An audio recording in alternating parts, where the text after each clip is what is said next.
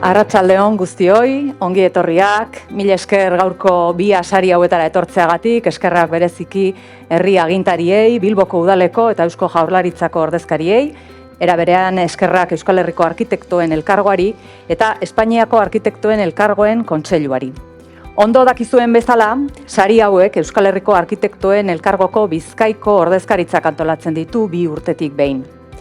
Sari hauekin, arkitekturaren bidez eta oro har hiriaren aldaketaren bidez, Bizkaiaren garapena sustatu duten arkitektoen lana goraipatu nahi da. Tras la imposibilidad de realizar este acto en su pasada edición, es para nosotros un verdadero honor poder presentar este año de nuevo la gala de los Premios Vía, con la que ponemos broche de oro al Foro de Regeneración Urbana que venimos celebrando estos días. Un escenario que ha servido una vez más para poner sobre la mesa y para poder acercar el debate internacional sobre la arquitectura y el urbanismo y para establecer un punto de encuentro en donde recoger conclusiones sobre experiencias exportables con la ciudad de Bilbao como inigualable telón de fondo. Desberdintasunaren erronka izenburupean, 2 urteko honek, 2015ean Nazio Batuen Erakundearen Batzar Nagusiak aho batez onartu zuen garapen jasangarrirako 2030 agenda ekintza planari berriro eusten dio, gizartearen, ekonomiaren eta ingurumenaren eremuan giza garapen jasangarria bultzatzea duena helburu. Con la ayuda de todos y todas las asistentes al foro, hemos intentado dar respuesta al reto de reducir la desigualdad dentro de los territorios, comprometidos en llegar a soluciones que garanticen los servicios esenciales a todas las personas y un progreso sostenible que genere oportunidades en todos los ámbitos del desarrollo humano. Los nuevos tiempos y la complicada situación a la que nos hemos enfrentado todos tras la aparición de nuevos virus y de conflictos que se nos antojaban tan ajenos a nuestro día a día, nos ha llevado irremediablemente a poner sobre la mesa nuevos interrogantes. Repensar lo urbano contra la desigualdad o plantearse la arquitectura actual desde el acercamiento a los contextos rurales han sido algunos de los retos de esta nueva edición del Vía. El objetivo no es otro que generar asentamientos humanos sostenibles y resilientes, capaces de combatir las brechas sociales y de proteger la biodiversidad de los territorios, fomentando modalidades de consumo sostenibles. Erronka horri aurre egiteko ezinbestekoa da erakundeen babesa eta noski laguntza ere bai. Bizkaiko Foru Aldundiak, Eusko Jaurlaritzak eta Bilboko Udalak apustu garbia egiten dute norabide horretan. Bilboko Udalaren izenean, gurekin da Hasiera Baunza, Bilboko Udaleko hiriplangintza, obra, zerbitzu, hiri eraberritze eta espazio publikoko zinegotzia. Nahi duzunean, Baunza jauna? Bai. Bueno,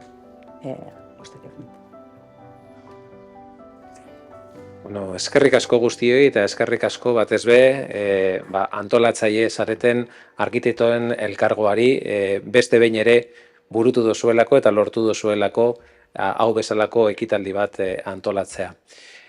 Yo creo que es realmente imprescindible el contar con foros de debate, con foros de reflexión, como el que aquí se organiza a través del Vía y por parte del Colegio de Arquitectos Vasco-Navarro, para reflexionar, en este caso, sobre el urbanismo, sobre la arquitectura y sobre lo que tanto la arquitectura como el urbanismo pueden aportar en la mejora de nuestra ciudad.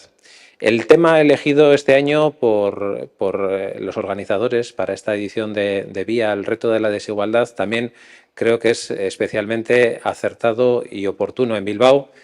Llevamos muchos años transformando la ciudad. Entre nosotros he visto que estaba el alcalde Areso, a quien le ha correspondido también buena parte de esa labor y de esa tarea para pasar de esa ciudad industrial a la ciudad que hoy tenemos. Pero en materia de retos de desigualdad, de afrontar esos retos, de conseguir una ciudad con mayor calidad de vida en todos sus barrios y para conseguir una ciudad equilibrada, hemos tenido y tenemos todavía muchos retos que nos vienen en mucha medida heredados de un pasado pues quizá no seguro, no bien pensado, en muchos casos incluso no planificado, y que todavía hoy tenemos que corregir. Aquellos barrios que crecieron al albur del desarrollismo sin ninguna planificación, sin dotación de equipamientos públicos, sin dotación de zonas verdes, con construcciones de mala calidad, en algunos casos con calles mal trazadas incluso. Hoy todavía estamos resolviendo, arreglando a través del urbanismo y de la arquitectura errores que se cometieron en aquella época. Gracias precisamente al gobierno vasco, por ejemplo, estamos ahora abordando la última fase de la transformación del barrio del Peñascal, que es un buen ejemplo, ¿no?, de aquel caos urbanístico de los años 60 y de los 70, que a pesar de todo el esfuerzo que venimos desarrollando durante los últimos años en regeneración y transformación urbana en todos los barrios de la ciudad, como digo, todavía nos queda tarea por delante, todavía nos queda tarea por hacer, sin olvidarnos de continuar con el desarrollo de la ciudad en esos nuevos espacios de oportunidad, ¿no?, como puedan ser Abando, Zorrozaurre, Olabeaga, Punta Zorroza, Elorrieta, espacios en los que tenemos, vamos a decir, mayor oportunidad de diseño, de planificar y pensar bien la ciudad para estos nuevos retos. Pero el reto más complicado, la dificultad mayor, la tarea más ardua, la tenemos en la parte que es ciudad consolidada. ¿Cómo adecuamos esa ciudad consolidada a los retos actuales y futuros? ¿Cómo la adaptamos al cambio climático? ¿Cómo mejoramos las condiciones y la calidad de vida de los vecinos y vecinas de esos barrios, interviniendo muchas veces casi con cirugía de precisión en esos barrios para conseguir mejorar y revertir la situación y, como digo, conseguir una ciudad inclusiva y equilibrada? Bueno, retos importantes, complicados, para los cuales, bueno, contamos con grandes profesionales. Hoy homenajeamos a un exponente de esos buenos profesionales con los que podemos contar, y para lo cual será imprescindible continuar, como hemos hecho hasta el momento, con la colaboración público-pública, la colaboración del Gobierno vasco, la colaboración de la Diputación Foral de Vizcaya y en determinados proyectos también la colaboración del Gobierno central y también de la colaboración público-privada, sin la cual gran parte de lo que hemos hecho hasta el momento hubiera sido imposible, y estoy seguro que los retos futuros también serían más complicados. No me voy a enrollar más. Lo dicho, eskerrik asko guztioi por esta gran ocasión que nos brindáis con este certamen de vía. Mi enhorabuena y felicitación al homenajeado de esta noche, y espero que pronto nos vamos a reunir en la próxima edición de Vía. Eskerrik asko guztioi.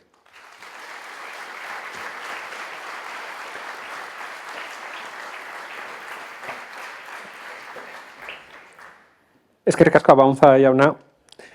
Como cada 2 años y en el marco de este intenso debate, como decíamos ahora, el VIA busca reconocer a aquellos arquitectos que han contribuido al desarrollo de la sociedad vizcaína, de otras ciudades o territorios, a través de la arquitectura y de la regeneración urbana.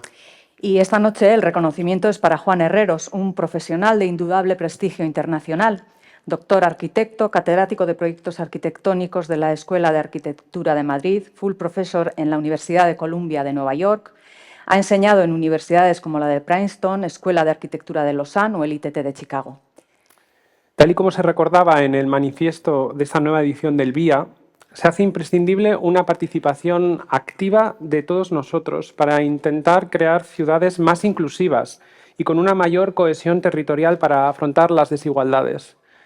Un reto que, como bien sabe el colectivo de arquitectos de Vizcaya, requiere no solo de la mano de profesionales de la arquitectura, sino de la participación de toda la ciudadanía para compartir experiencias con las que poder plantear soluciones inspiradoras para el reto del diseño de las ciudades. Un trabajo en equipo para el que, además de la labor de los profesionales y de la ciudadanía, se hace fundamental el impulso de las instituciones. A continuación, damos la palabra a Ignacio de la Puerta, director de Planificación Territorial y Agenda Urbana del Gobierno vasco. Arratsaldeon. La verdad es que es un momento importante para mí porque estamos cerrando un congreso, el VIA, que se ha centrado en uno de los elementos que yo diría que desde cuando estaba en la escuela en Madrid fue un elemento importante en mi percepción de lo que tiene que ser el ejercicio de la profesión de la arquitectura. La arquitectura es una de las pocas profesión es una de las pocas actividades que aúna la ciencia y el arte. Lo que se traduce en que implica de una forma muy directa el rigor vinculado a la técnica y a la ciencia, pero la sensibilidad que se deriva del arte. Y siempre ha estado teniendo como base la persona, el ser humano y los lugares en los que desarrollamos nuestra vida y todo nuestro conocimiento, donde desarrollamos todas nuestras actividades. Eso es uno de los elementos que hoy la Agenda Global 2030, después de todo un proceso que no es nuevo, viene desde la época de Vitruvio, ha venido en distintas etapas modelando y acotando lo que en cada momento la sociedad quería hacer con sus ciudades, con su territorio, con los entornos en los que vivíamos, en los que habitamos, en los que trabajamos. Y eso unas veces se ha llamado planes de ensanche, otras veces han sido cartas, han sido en los congresos, en los CIAM, elementos de debate importantes. Últimamente, ahora, es la Agenda Global 2030, pero también se ha concretado en la Agenda Urbana que se aprobó en el Congreso de Habitat 3 en Quito y que centra también, una vez más, la intervención en los entornos urbanos y habitados. Es verdad que la ciudad, al final, tiene una serie de elementos, ese metabolismo en el que nos encontramos, con todos los elementos que vienen a fijar y a condicionar en cómo vivimos, en qué condiciones estamos, y que siempre, desde tiempo inmemorial, se ha ido produciendo esa segregación urbana, esa división y esa situación en la que siempre hay algunos que están en una posición peor a los que están en la posición en los términos medios. Eso nos ha centrado en los últimos años, desde el Departamento, a intentar intervenir en nuestras ciudades, en todo el territorio, entendido el territorio en su amplio sentido, no solo lo que es la ciudad, el elemento espacio habitado, sino en su amplio sentido, con una doble visión. Por un lado, una visión estratégica a largo plazo, que es lo que dio lugar a que se tramitara y aprobáramos la Agenda Urbana de Euskadi, Bultzatu 2050, pero también en la visión desde el punto de vista de la regulación, de la normativa, que tiene que regular también ese desarrollo, que dio lugar en paralelo también a la aprobación de las directrices de ordenación del territorio del País Vasco, ambos documentos aprobados en el 2019, y además las directrices que fueron Premio Nacional de Urbanismo concedido con el Consejo Superior de Colegios de Arquitectos de España. Digo que son unas situaciones en las que tiene como lema fundamental no dejar a nadie en ningún lugar atrás, como elemento principal, y que es en lo que precisamente este congreso, esta quinta edición del VIA se ha centrado. Y por lo tanto yo creo que, como también decía antes Asier Abaunza, perfectamente centrado en lo que es la situación actual y fundamentalmente en los retos de futuro que tenemos, que no son de corto plazo, no es exclusivamente de urbanizar una calle, no es exclusivamente de incorporar un arbolado, sino que es una visión de largo plazo en la que tenemos que conseguir un equilibrio territorial y un equilibrio en la sociedad que permita que efectivamente nadie ni ningún lugar se quede atrás. Por el camino nos estamos encontrando con innumerables problemas, innumerables barreras que nos impiden llegar a desarrollar todo lo que quisiéramos con la celeridad que fuera deseable. Pero desde luego el reto lo tenemos ahí y yo creo que los arquitectos, precisamente por el contenido de nuestra profesión y de nuestro ejercicio, somos una pieza fundamental. De hecho, en todos los ámbitos en los que hemos estado reunidos, dando lugar a la participación, incorporando los distintos agentes, mayoritariamente, y no por casualidad, hemos sido arquitectos y arquitectas que han venido a hacer aportaciones muy importantes en esta transformación. Los arquitectos y las arquitectas hemos construido nuestras ciudades, hemos construido nuestro territorio, no solo en el sentido material, sino también en el sentido de la calidad de vida que estamos dando a toda la población que habitamos en este momento en el planeta. Por desgracia, la humanidad somos como somos y estamos a punto de cargarnos el planeta.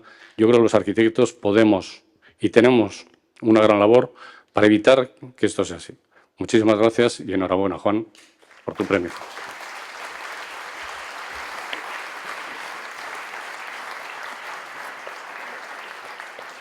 Mila esker de la Puerta jauna. Bilboren eraberritze lanek hiriaren erabateko eraldaketa ekarri dute eta eredu izan dira ez bakarrik Bizkaian, baita gure mugetatik kanpora ere. Bilbao marka Arkitekturaren eta kalitatezko hiri eraldaketaren ikur bilakatu da mundu osoan. Sin embargo, no podemos olvidar la necesidad de seguir alerta a los rápidos cambios que se producen en nuestras sociedades para anticipar soluciones con las que combatir esos retos de la desigualdad que mencionábamos. Es por ello que cedemos la palabra a Asier Benavides, presidente del BIA y de la Delegación en Vizcaya del Colegio Oficial de Arquitectos.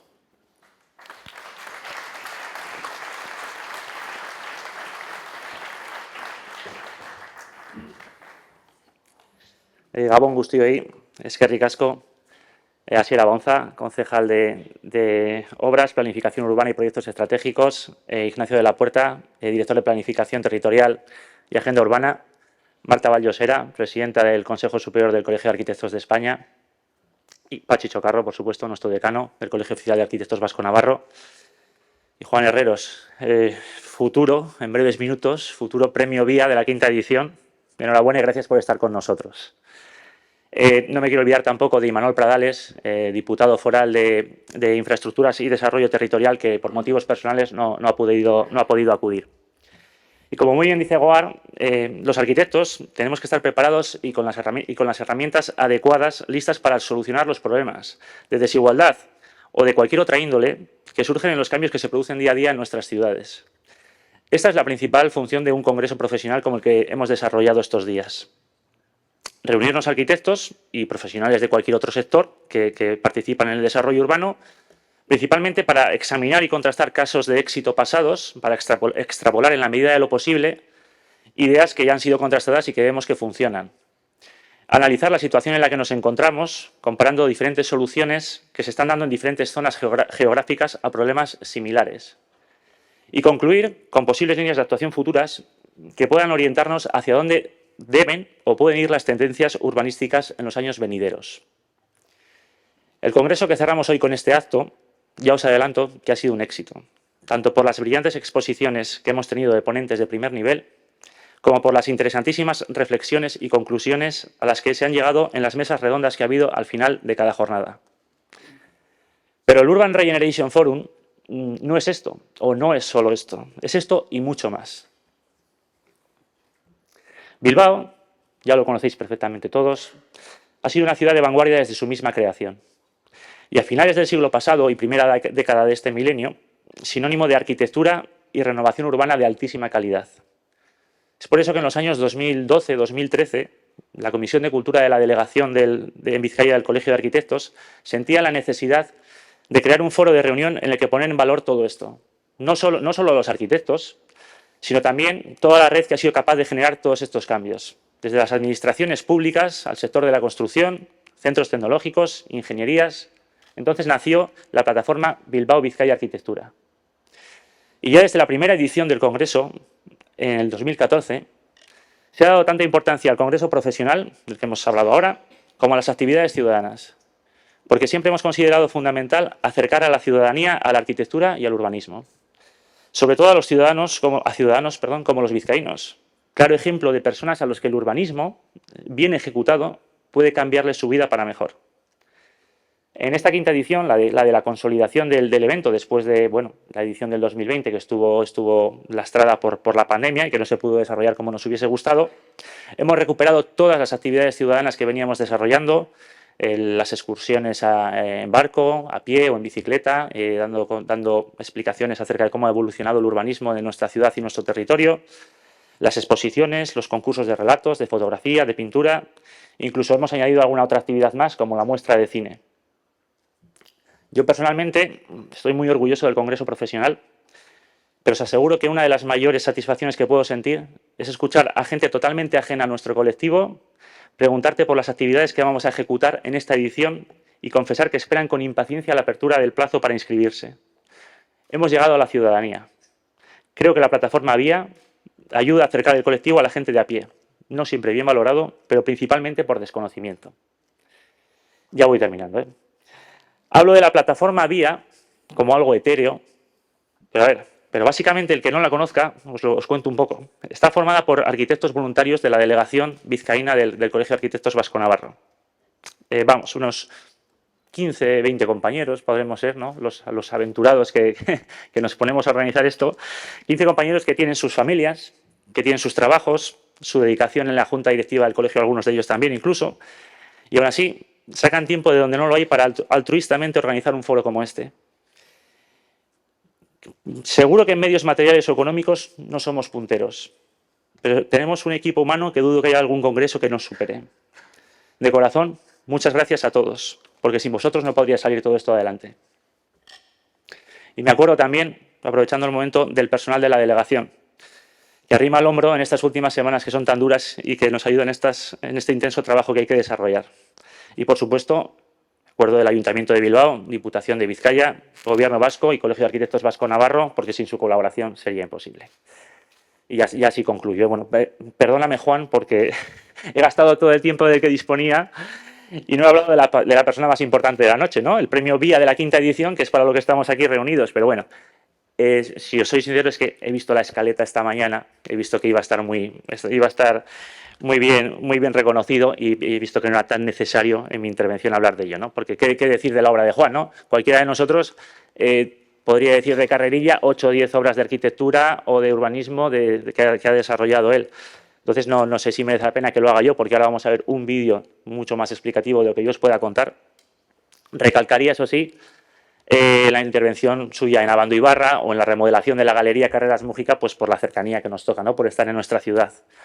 Y sí que me gustaría citar un pequeño extracto del fallo del jurado, ¿vale? Porque es muy importante el resultado final. Las obras de Juan son muy importantes. En el fallo del jurado se hablaba, pues, bueno, Munch, el multiusos de Bogotá, Colón, Panama City, las intervenciones urbanísticas, pero me gustaría recalcar que se concluía en la nota. Asimismo, se ha valorado positivamente su corriente investigadora de nuevas metodologías de trabajo en el campo de la arquitectura, que tanto ha variado en las últimas décadas. Su particular integración de la cultura urbana de la ciudadanía, la ecología, la influencia económica o las relaciones sociales entre los usuarios se considera crucial en un mundo actual, lleno de desigualdades sociales y donde la arquitectura debe tener un papel protagónico en su cambio. Es por ello que, tras más de 35 años de trayectoria profesional, mostrando un profundo respeto por el medio ambiente, la sostenibilidad y la creación de espacios de convivencia que favorezcan la interacción e integración social, el comité ha encontrado al señor don Juan Herreros Guerra justo merecedor de este galardón. Juan, enhorabuena y muchas gracias por estar hoy aquí con nosotros para celebrarlo. Gracias.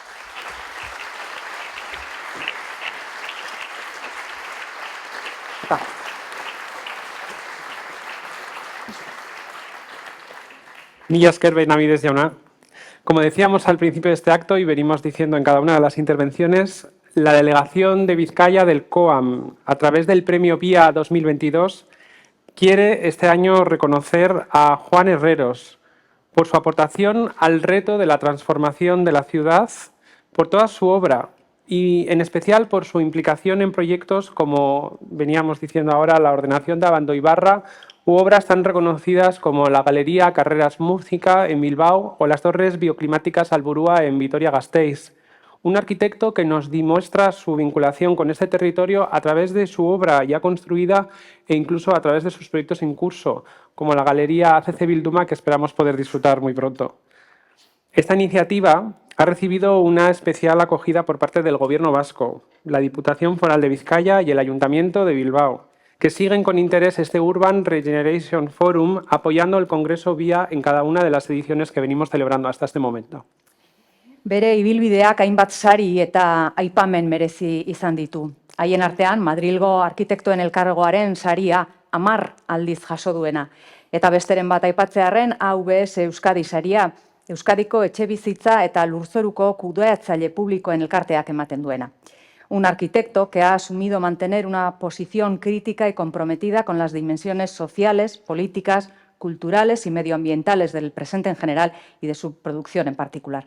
Hemos hablado de su trayectoria, de su trabajo, de los premios y merecimientos que ha obtenido y en el vídeo que veremos a continuación conoceremos un poquito mejor su trabajo y sus proyectos.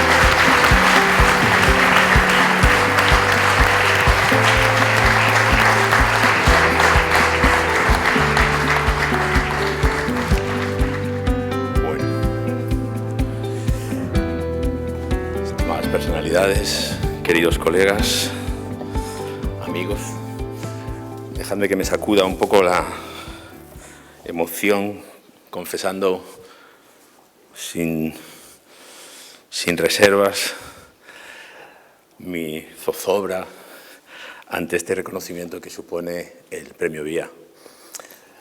Primero, por los admirados arquitectos que han sido merecedores de recibirlo en ediciones anteriores. Segundo, por venir de una ciudad que ha desplegado semejante complicidad con la arquitectura y con los arquitectos desde hace décadas. Y tercero, porque escuchar las palabras que me han precedido no ha hecho sino aumentar mi rubor y mi agradecimiento a la Delegación de Vizcaya, del Colegio de Arquitectos Vasco Navarro y a todas las instituciones implicadas en la organización del Urban Generation Forum. En fin, muchísimas gracias. Es un gran momento, de verdad. Se ha comentado, o se comenta, y yo mismo repito muchas veces, que los arquitectos hacemos proyectos, que proyectar no es otra cosa que arrojar luz, como su propia palabra indica, sobre un futuro posible y que nuestro trabajo consiste en guiar a los demás hacia su conquista.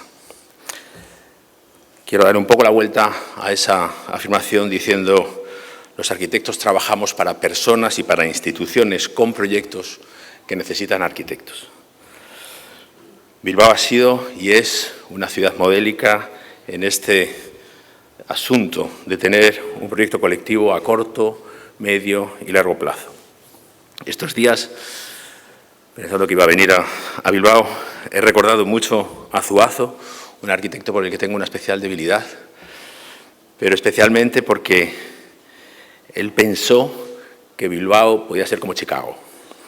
Él presentó aquí su proyecto más utópico y americano, aquellas torres que en el Ripa conectarían el centro histórico con el ensanche, emulando algo que apenas 3 meses antes había ocurrido en Chicago con el concurso del Chicago Tribune, colocado exactamente en el sitio que pretendía conectar el Loop con los nuevos desarrollos de la ciudad. Esta ambición, yo creo que reaparece cuando en los primeros 90 se lanza toda la cantidad de proyectos que transmutarían la ría del Nervión y el resto de la ciudad en el Bilbao, que vemos que todavía es un Bilbao en construcción y que todavía no se da por satisfecho o satisfecha y que quiere más y que sigue planteando esos grandes retos y que ya en aquellos 90, como se ha citado, a nosotros nos generó una inevitable ansiedad por formar parte de aquello, presentándonos al concurso de Abandobarra, que lo ganamos en la sección local, pero luego no pudimos con nuestros apenas 30 años, con la experiencia de César Pelli, que tenía en aquel momento la edad que yo tengo hoy, ¿no? Y que recibió el Premio Vía hace apenas unos años, o sea que eso me anima bastante, ¿no? Creo que la relación de los arquitectos que no vivimos en esta ciudad con ella es de admiración y es como ese joven al que ves de vez en cuando y siempre ha crecido mucho y siempre está muy cambiado y siempre está mejor, ¿no? y te da casi envidia, ¿no? su energía y su juventud, ¿no? Desde el Guggenheim hasta Zorrozaure, pasando por este mismo edificio en el que estamos de nuestro querido amigo Federico Soriano, ¿no? Y en todo ese tiempo nombres de personas, nombres de colegas, nombres de arquitectos como Santi Eraso, que han estado siempre al lado de esto, ¿no? Y que eso genera, creo yo, una cultura de la ciudad que es como impagable. Una vez dije, y era quizá una butad juvenil, que la ciudad era mi paisaje favorito, pero con los años siento que es un manifiesto profundo. La ciudad nos remite a la idea de convivencia y es en ese contexto donde yo siempre he entendido, y creo que muchos conmigo, esta profesión como un servicio a la sociedad. Y por eso me hace especial ilusión recibir este premio en la edición del Fórum que se dedica a la lucha contra la desigualdad en nuestras ciudades. O dicho de otro modo, a ese apoyo convencido que todos, ¿no?, prestamos a esa utopía fascinante que es vivir juntos. Una arquitectura para todos. Es un título para unas imágenes que os quiero enseñar muy deprisa. Siento que estéis de pie, pero lo haré breve, que consiste en construir bloques de viviendas en los que conviven la protección oficial y la vivienda de mercado, es decir, diluyendo las clases sociales, diluyendo los niveles económicos, diluyendo los estratos educativos en la construcción de comunidades fuertes y resilientes precisamente por su diversidad. Esto es un dibujo que hicimos hace años, ¿no?, donde imaginábamos unos patios de manzana que eran huertos colectivos metiendo la naturaleza en la ciudad. Ahora están construidos en Marsella, cocinas que estaban en el centro de las casas y no detrás de una puerta donde había una mujer que solo salía de vez en cuando, ¿no? Ya toda la familia se reúne alrededor de esta cocina, todos cocinan. Esa cocina da a un patio que en realidad es como una reproducción de una arquitectura que hemos conocido en nuestra infancia, en nuestras ciudades pequeñas, en nuestros pueblos, estas terrazas que son como fragmentos de naturaleza robados que hemos sido capaces durante la pandemia de añorar, aquellos que las habían cerrado equivocadamente, ¿no?, pervirtiendo el trabajo delicado del arquitecto que había dibujado con amor ese alzado, ¿no?, lugares comunes para realizar trabajo, ejercicios, convivencia, cuidar a nuestros niños, azoteas recuperadas y conquistadas. Y esta imagen que la traigo para hablar muy rápidamente de una cosa que me parece muy importante, que es como no querer terminarlo todo, no querer dejarlo todo como para que empiece a deteriorarse al día siguiente. A nosotros nos gusta mucho dejar en algunos momentos, en algunos capítulos, nuestros proyectos como sin acabar, ¿no?, como diciendo, la vida continúa, estamos todavía en ello, ¿no?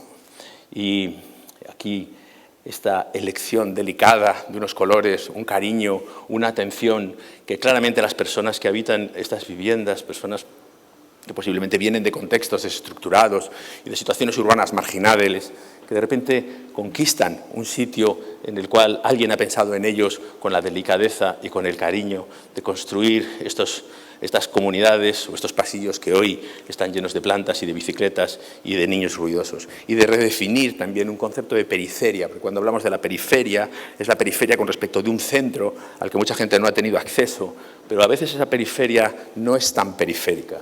Desde este edificio, en 20 minutos en bici se puede tomar un avión en el aeropuerto de Barcelona, en 30 se puede llegar a la playa o en 15 se puede dar uno un paseo por las huertas del Besós. Por lo tanto, a lo mejor hay nuevos centros, hay nuevos conceptos de centralidad que tenemos que explorar. Cuando hablamos de desigualdad en las ciudades, parece que la vivienda nos viene a la cabeza, pero quiero insistir un poco en que la desigualdad hay que trabajarla en todos los capítulos de nuestra profesión.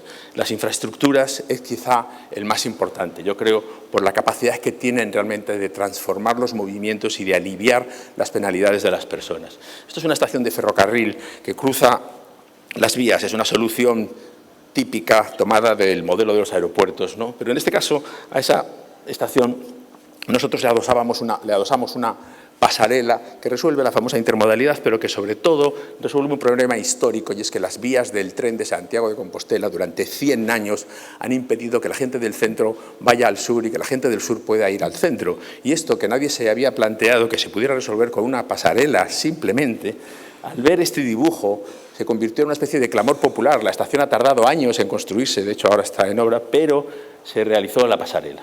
Esta pasarela, que no es una pasarela, que en realidad es una verdadera calle, que tiene la dimensión de un espacio público, permitió de repente que cientos de niños puedan ir al colegio andando, algo que no había ocurrido en 100 años, que personas que tenían la movilidad reducida podían ir al centro, algo que no había ocurrido en 100 años, y que el día de la inauguración se convirtió como en una especie de revelación que a mí me gusta decir, ¿para qué valen los arquitectos? Pues valen para esto, valen para decir algo, proponer algo, hacerlo y de repente todo cambie, el centro de gravedad de la ciudad cambia. Esto es un parque que recorre 7 kilómetros de litoral de una ciudad muy segregada en Latinoamérica. Una ciudad, la mitad de este parque está frente a la parte más deprimida de la ciudad, la otra mitad está frente a la parte más fuerte económicamente.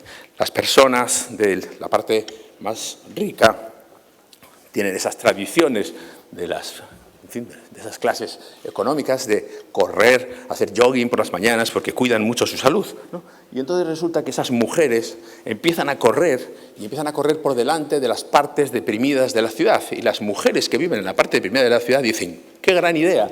Y empiezan a correr y entonces resulta que esas mujeres llevan ya 10 años cruzándose en ese recorrido matutino, contándose recetas de cocina y practicando y construyendo una especie de comunidad alrededor del espacio público. Alguien que nunca había accedido a eso. Los fines de semana en este parque ya no hay diferencias sociales e incluso resulta que hay un skatepark, que es el skatepark ahora mismo como más importante de la zona, que todos los niños de la ciudad tienen que venir aquí si quieren, porque no hay otro. Y como no hay otro, los propios niños descubren que tienen intereses comunes, que tienen ilusiones comunes y que tienen temas de conversación comunes y no problematizan sobre el origen económico de sus padres, ¿no? Creo que también a veces no nos hacemos preguntas como ¿por qué no hacemos más sociales nuestros edificios? ¿Por qué los centros de congresos son lugares a los que vienen 1.500 dentistas del mundo, pero las personas de las ciudades por lo general no tienen acceso o no tienen un programa que les convoque? Este es un congreso, yo creo que un centro de congresos interesante porque está en el centro de la ciudad, normalmente están más cerca de los aeropuertos, etc. En Bogotá nosotros construimos este centro de congresos que tiene los suelos planos completamente y los hicimos planos para que se pudieran hacer concursos, competiciones deportivas, celebrar bodas, raves de música electrónica y cualquier tipo de encuentro, de manera que decíamos, una persona de Bogotá tiene que haber ido a este centro de congresos al menos 20 veces en su vida a cosas que le gustan y que le interesan, ¿no? Y de hecho no se llama centro de congresos, sino que se llama Ágora Bogotá, gracias a esta simple transformación de los auditorios inclinados en estas habitaciones enormes, universales, neutras, que depende más de la imaginación de los gestores, ¿no?, que de otra cosa su utilización, ¿no? Pero también me interesa hablar de la sostenibilidad o las cuestiones asociadas al cambio climático, no ya solo como un reto obvio que todos tenemos, ¿no?, pero sí como algo que nos tiene que empujar a hacer experimentos ambiciosos, que no se trata como de ahorrar o de reducir solo, sino de plantear cosas que puedan ser revolucionarias. Este edificio tiene 75.000 metros cuadrados y no tiene aire acondicionado. Este edificio se ventila con ventilación natural gracias a un trabajo compartido por muchos expertos y por muchos técnicos que construyen este sistema según el cual los forjados aceptan un aire exterior por esas branquias que se regulan automáticamente y que hacen que el edificio funcione como un ser vivo, un edificio que tiene brancas, que respira, que se cierra, que se protege cuando el sol aprieta o que se expande cuando la humedad encuentra sus momentos óptimos, ¿no? Creo que estos son los casos, digamos, que necesitamos para construir una nueva cultura en la que la arquitectura y la construcción vuelvan a ser relevantes para la sociedad. Es decir, que creo que los problemas que nos planteamos ahora están permitiendo que la arquitectura vuelva a ser esencial de alguna forma, ¿no? Después, creo yo, de una época en la que corríamos el riesgo de haber sido como menos necesarios. Y aquí, de nuevo, esa necesidad o esa no necesidad de acabarlo todo, es decir, donde el cuerpo toca, donde la mano se acerca, hay un material amable, hay una manilla perfecta o hay una situación de comodidad, pero a medida que eso se aleja, pues el techo revela un poco las tripas y tiene de nuevo esa condición de edificio en construcción. Esto es un esfuerzo que realizamos nosotros en el estudio en el año 2012 para explicar cómo trabajamos los arquitectos en el siglo XXI. Es decir, aquí ya no hay una pirámide, ya no hay un arquitecto arriba presidiendo una composición triangular en la que luego hay unos ingenieros y luego hay unos aparejadores y tal. No, estamos todos mezclados, estamos todos trabajando a la vez. Es decir, los arquitectos ya no somos directores de orquesta, somos más bien DJs de múltiples conversaciones, de múltiples conocimientos, y aquí, en este cuadro, están los políticos y están los responsables de la municipalidad de la ciudad, y están los abogados y están los economistas, es decir, no están solo los calculistas de aire acondicionado y de estructura, es decir, no están solo como nuestros primos los ingenieros, ¿no?, sino que hay mucha gente. que demuestra que la necesidad de una conversación y de un diálogo en el proceso de trabajo es esencial. Voy a terminar enseñando unas imágenes del proyecto de Oslo, porque creo que es como más significativo de mi producción reciente, pero quiero enseñar antes esta imagen que para mí define lo que yo creo que es un arquitecto hoy, ¿no? Este es Edvard Munch pintando a un amigo suyo en una playa en el norte de Alemania, ¿no? Edvard Munch, para pintar a su amigo, está en la misma posición que su amigo.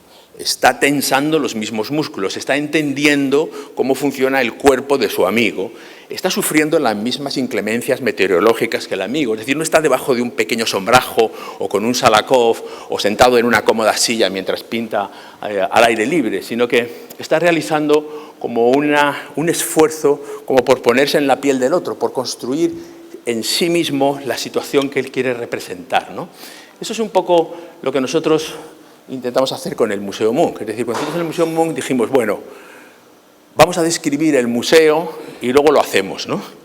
Entonces el museo ya estaba descrito en las bases decía, el museo es abierto, el museo es diverso, el museo quiere atender a todas las clases sociales, y decíamos, vale, pero ¿eso cómo se hace? O sea, ¿cuál es la arquitectura que le pertenece a eso? ¿Por qué todos los museos dicen lo mismo, pero sin embargo, pues no da la sensación de que haya habido respuestas arquitectónicas a esas ambiciones? Entonces dijimos, venga, podium donde se colocan todos los usos ciudadanos. Es decir, en ese podium hay un cine, hay un auditorio, hay una tienda, hay una biblioteca, hay un departamento infantil, hay he dicho ya el cine, bueno, hay todas las actividades que pueda haber alrededor de una plaza, de una pequeña ciudad, y hay un museo, que es la torre, ¿no? Es decir, la programación intensa e intensiva de ese podium es lo que les explica a los ciudadanos de Oslo que este edificio es para ellos y que ellos tienen que ir ahí una vez a la semana porque hay cosas que les interesan, hay ciclos, hay actividades. Y luego hay otra cosa que es el museo, con el que uno tiene una relación un poco de otro tipo de recorrido, ¿no? Entonces, esta visibilidad y este ofrecimiento de lo social primero y el turista después, que también dependemos de él y también le damos su valor, pero es muy elocuente, porque entonces este vestíbulo está siempre así, ¿no? Lleno de gente que queda allí, que compra, que come, que ve una peli o que asiste a cualquier tipo de actividades. Hay muchísimas performances, por ejemplo, en el propio vestíbulo, y que luego resulta que tiene estas plataformas que van ascendiendo por las distintas salas, por los distintos pisos, ¿no? Y que mientras uno va ascendiendo va entendiendo la ciudad, es decir, va mirando distintos estratos, distintas vistas, la ciudad vikinga, la ciudad medieval, la ciudad del siglo XIX, la ciudad industrial, y va entendiendo la historia de Oslo como desde la cultura, desde el arte, como ¿para qué tenemos el arte si no es para entender la ciudad, para entender de dónde venimos y para entender qué es lo que queremos ser? Y entonces es cuando el museo se convierte en el verdadero instrumento para reescribir nuestra propia historia, ¿no? Entonces, esta azotea, que es como una especie de lugar de reconciliación con el territorio, con el paisaje, con la geografía domesticada, ¿no? Pensamos un poco en Bilbao, Oslo se parece mucho a Bilbao, una ciudad con un pasado industrial muy fuerte, pero sobre todo con una sintonía con una geografía difícil, ¿no? que quizá construye, ¿no? este orgullo tan enorme. Y entonces aprendimos que la proporción de los espacios expositivos es menor en estos museos que son más sociales, porque necesitamos más lugar del edificio para dedicarlo a otras actividades. Y yo hice este pequeño guiño de hacer que la gente entrara en el museo pasando por debajo de las oficinas, es decir, que lo primero que uno ve es a gente trabajando, personas que en los museos nunca sabemos dónde están, en qué sótano los han escondido, ¿no? Pero en este caso hay que pasar por debajo, igual que Juan de Herrera le hizo la trampa a Felipe II de hacer pasar a la gente por debajo de la biblioteca antes de llegar a la basílica, es decir, conocimiento primero, religión después, ¿no? Entonces, en este sentido, en esas ascensiones pues se descubren las bibliotecas, se descubren los lugares de trabajo. Pero no nos olvidamos que el museo es esto. Es decir, no nos olvidamos que el museo es la colección del patrimonio de Edvard Munch y que esas salas, sin embargo, tienen que ser neutrales, tienen que ofrecer la paz y la tranquilidad y el sosiego que exige la contemplación del arte. Esto nosotros lo experimentamos mientras estábamos haciendo el Munch aquí en Bilbao, en la Galería Carreras Múgica. Es decir, la Galería Carreras Múgica, tengo que decir que a mí me parece que es uno de mis mejores proyectos, o al menos es una oportunidad extraordinaria para desplegar un pequeño manifiesto sobre la indulgencia que la arquitectura tiene que desplegar, sobre la posición o la actitud con la que nos colocamos frente a las cosas que recibimos, frente a este inocente y banal, posiblemente, almacén de papel en un patio del ensanche de Bilbao, lo que, sin embargo, a base de limpiarlo y de acariciarlo y de rescatarlo y de retocarlo, pudimos convertirlo en un lugar, yo creo que emocionante, pero emocionante porque está escribiendo una historia de la ciudad, porque uno puede ver aquí muchos momentos de la historia de Bilbao, ¿no? Y de alguna forma creo que es un ejercicio en el que se mezcla el pragmatismo y la poética. Es como un acto de amor científico, que es como una especie de oxímoron, ¿no? Una pasión eficiente, ¿no? Esas palabras que normalmente no se llevan bien, ¿no? Y nosotros aquí, en cierto modo, ensayamos esto mismo. Es decir, ensayamos que el arte tiene que tener su momento, tiene que tener su posibilidad de brillar y que la arquitectura tiene que ofrecerle el entorno amable y acogedor y no competir con él, ¿no?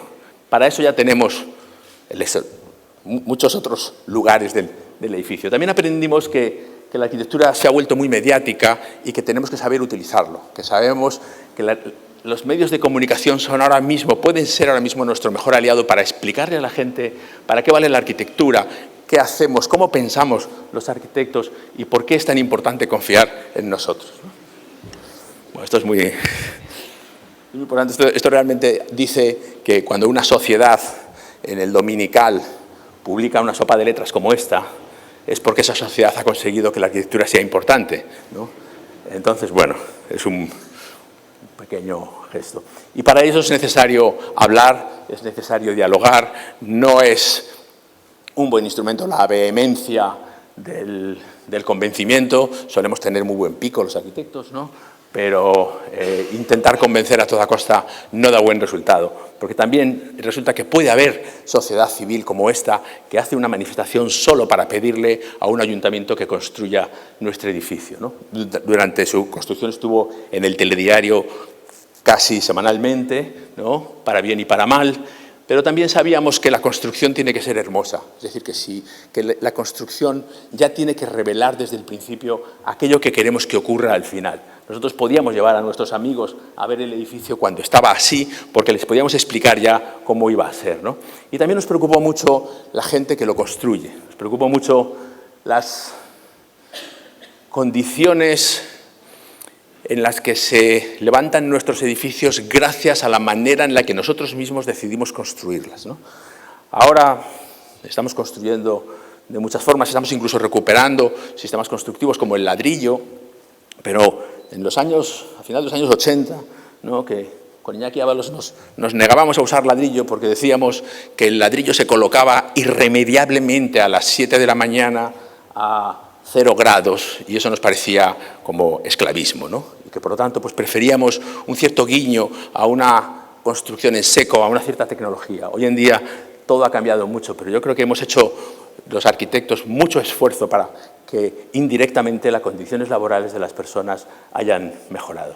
Y por eso también, cuando antes hablaba de instituciones transparentes, pues aquí está el museo enigmático, semiopaco, con esas láminas de aluminio perforado, reciclado, que resulta que desde el interior, durante el día, se descubre la ciudad pixelada, esa ciudad que aparece como una colección de estampas o de paisajes pictóricos, ¿no? Que te revelan dónde estás, a qué perteneces. Edvard Munch es un producto de la ciudad de Oslo. Edvard Munch tenía gran resentimiento contra Oslo, pero al final de su vida dijo: todo lo que he hecho es porque nací en esta ciudad y porque viví en esta ciudad y porque me tuve que comer todo el conservadurismo de la ciudad y tuve que luchar contra eso, pero al final es mi ciudad, y le regaló su colección y es donde sale este museo. Y por eso nos gusta esta transparencia en la que convertimos la propia ciudad en cuadro, la convertimos en una obra de arte. Pero por la noche resulta que cuando se encienden las luces se revela el propio museo como una institución transparente, literalmente, y muestra, digamos, que su dinamismo, las personas que lo usan o la velocidad a la que se sube por las escaleras,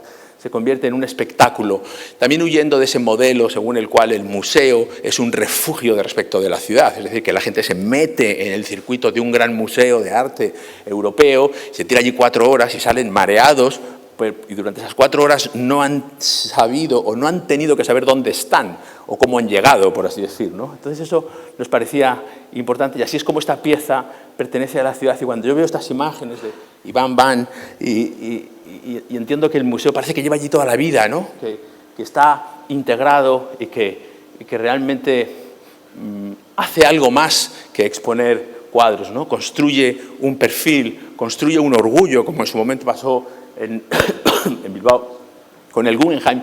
Y como yo decía, los arquitectos foráneos son los que son capaces de hacer una descripción de los valores locales más afinada, porque están menos afectados. Y ahora, pues realmente el Guggenheim es un edificio súper bilbaíno, ¿no? O la Ópera de Sydney es el edificio más australiano que conocemos. Y posiblemente el Munch es el edificio más noruego que se ha construido en los últimos 40 años en esta ciudad. El día que la dirección del museo dice no vamos a hacer una inauguración VIP, no necesitamos que vengan 1.500 personas de frac al edificio, pero sí 1.500 niños sin padres. Entonces meten 1.500 niños en el edificio, que casi lo tumban, y esa fue la inauguración, y la llamaron inauguración VIP. Yo creo que el día que la gente hace cosas tan diferentes, solo por el hecho de hacerlas tan diferentes, estamos avanzando.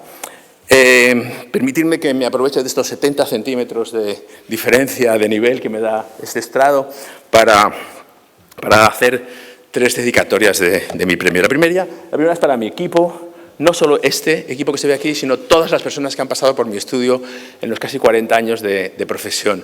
Creo que si este premio se me está dando hoy por todo lo que he hecho en estos 40 años, de cada una de esas personas hay algo en mi trabajo y realmente creo que, no quiero decir mi mejor proyecto, me gustaría poder decirlo, pero me parece un poco soberbio, pero creo que el mejor proyecto de un arquitecto como yo, implicado en la educación, en la investigación y en la práctica profesional, es su estudio, la forma en la que trabaja y la gente que convoca.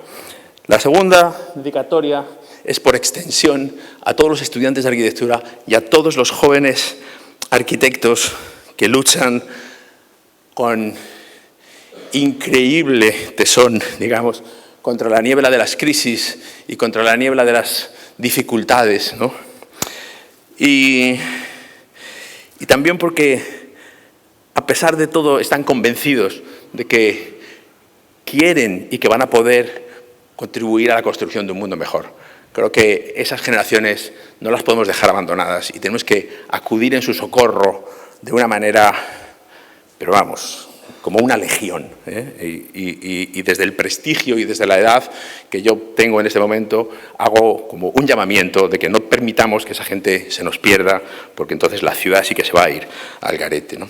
La tercera es para Blanca Cortés, mi pareja, que es la persona que no me hace ni caso cuando me quejo de lo difícil que se pone a veces esta maravillosa profesión, y también a todos vosotros por estar aquí hoy. Muchísimas gracias.